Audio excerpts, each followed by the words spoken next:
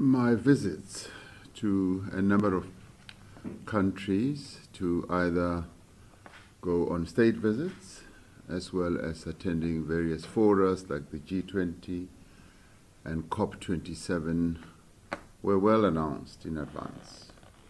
We made it a point that we should inform the country that these were visits that are going to take place. When I went to the UN, we then came to the UK for the burial of Her Majesty Queen Elizabeth II, and after that we had moved to a higher level of load shedding, and I shortened my trip and I went back home to attend to the challenges that we face, and I've done that on 2 occasions. I was heavily criticized for coming back home, and why do I abandon visits that could benefit South Africa? And this time round, this visit to the UK was well known and well announced.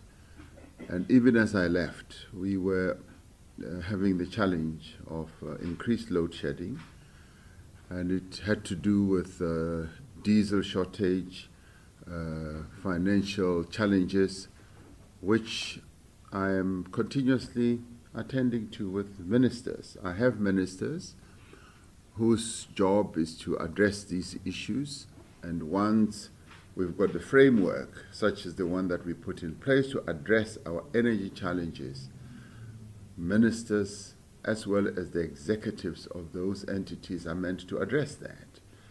And I remain in constant contact up to 3-4 times a day, being informed on what is happening and putting forward proposals and taking decisions.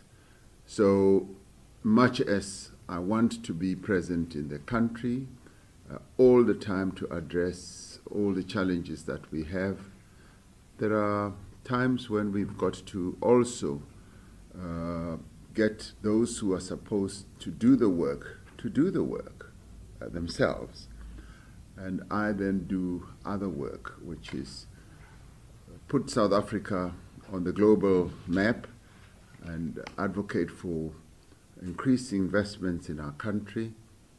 That is the job that a head of state must do, supported by ministers. And I brought together 4 ministers here, and we've all been involved in a variety of actions and interventions to promote investment in the country, to put South Africa on not only the UK map, but the global map, because this type of state visit is, if you like, beamed across the world, and this is a place where a number of investors are present, and in the end, the UK still represents the biggest foreign direct investors into South Africa. So we've got to talk to them. We've got to get them further interested in our country and invest more, and also participate in our transformation process.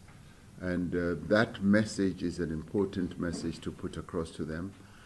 But the other important one was to also tell them about our just energy transition, but also to inform them that we need more funding, particularly for your more developed economy countries, that they must live up to the commitments they made in Paris.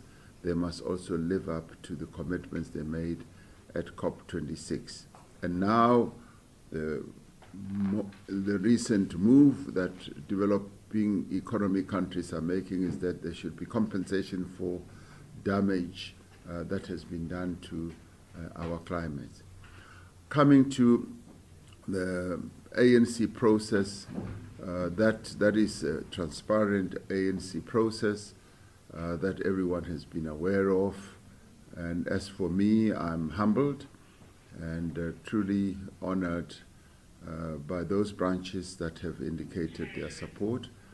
And I was asked by the Electoral Committee whether I accept the nomination. I said yes, I humbly accept the nomination, And in the end, it is not for me to decide. It is for the branches and the delegates who will come to the conference. And let's leave the decision to the delegates who are mandated by branches to take the final decision. Thank you.